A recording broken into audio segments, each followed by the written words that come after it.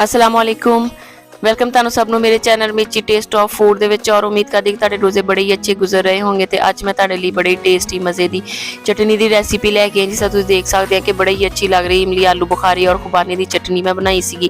ਤੁਸੀਂ ਇਹਨੂੰ ਜੈਮ ਦੇ ਤੌਰ ਤੇ ਵੀ ਯੂਜ਼ ਕਰ ਸਕਦੇ ਹੋ। ਔਰ ਚਟਨੀ ਜਿਹੜੀ ਹੈ ਨਾ ਰਮਜ਼ਾਨ ਉਲ ਮੁਬਾਰਕ ਦੇ ਵਿੱਚ ਸਪੈਸ਼ਲ ਡਿਸ਼ ਹੁੰਦੀ ਆ ਤੇ ਕਿਉਂਕਿ ਇਹ ਬੜੀ ਹੀ ਅੱਛੀ ਔਰ ਮਜ਼ੇ ਦੀ ਬਣੀ ਆ, ਟੇਸਟੀ ਆ, ਜ਼ੂਦ ਹਜ਼ਮ ਆ, ਖਾਇਆ ਪੀਆ ਹਜ਼ਮ ਕਰ ਦਿੰਦੀ ਆ ਔਰ ਖਾਣੇ ਦੇ ਵਿੱਚ ਵੀ ਬੜੀ ਟੇਸਟੀ ਔਰ ਮਜ਼ੇ ਦੀ ਲੱਗਦੀ ਔਰ ਜਲਦੀ ਨਾਲ ਤਿਆਰ ਹੋ ਜਾਂਦੀ ਹੈ। ਇਤਨਾ ਜ਼ਿਆਦਾ ਟਾਈਮ ਵੀ ਨਹੀਂ ਲੱਗਦਾ।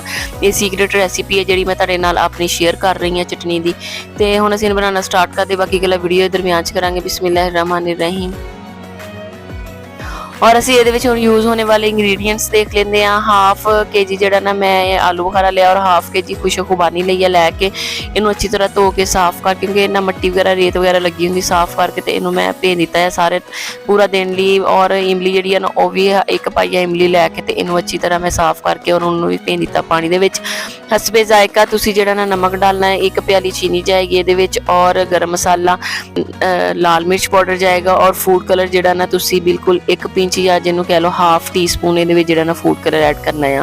इन सारिया चीज़ों की असी बड़ी ही टेस्टी मज़े की और हैल्थफुल जी ना मैं चटनी तैयार कराँगी। घर तुसी बना ट्राई करो और अवतार पार्टीज़ के जो ना इनू खाओ तो तुहाडे सारे रिश्तेदार रिलेटिव्स पूछणगे कि ये तुसी कित्थों लई है, कित्थों बनवाई है। ये बड़ी ही टेस्टी और मज़े की बनती है तो जी ना जूद हजम भी होंगी है, खाया पिया जो हजम कर दिंदी है और वैसे भी जो ना कैचअप नालों ज़्यादा मज़े की टेस्टी लगती है।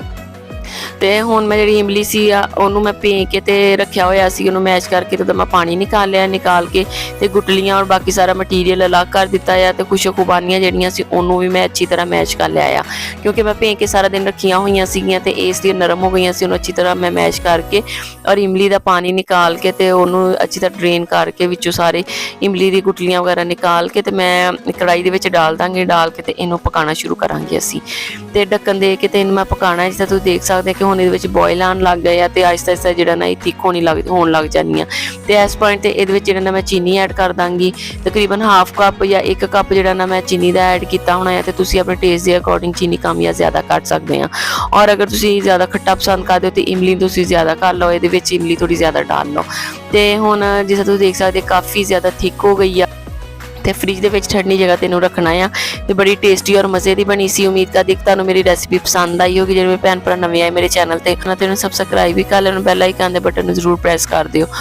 और अगर तुहानूं मेरी ये चटनी की वीडियो पसंद आई है, मेरी रेसिपी पसंद आई है तो इनू जो ना तुसी लाइक भी कर देना और बाकी भैनों नाल शेयर भी करना और मैनूं फीडबैक दिओ। मेरे कमेंट बॉक्स में कमेंट करके दस्सिओ कि तुहानूं ये किस तरह की लगी है। तो इस पॉइंट जो ना मैं ये नमक एक खाने का चम्मच ये मैं नमक ऐड किया है, एक खाने का चम्मच ये ना मैं गर्म मसाला ऐड किया है और एक ही खाने का चम्मच ये लाल मिर्च पाउडर ऐड किया करके तो इनू इस चीज़ ना जो ना मैं मिक्सअप कर लाँगी।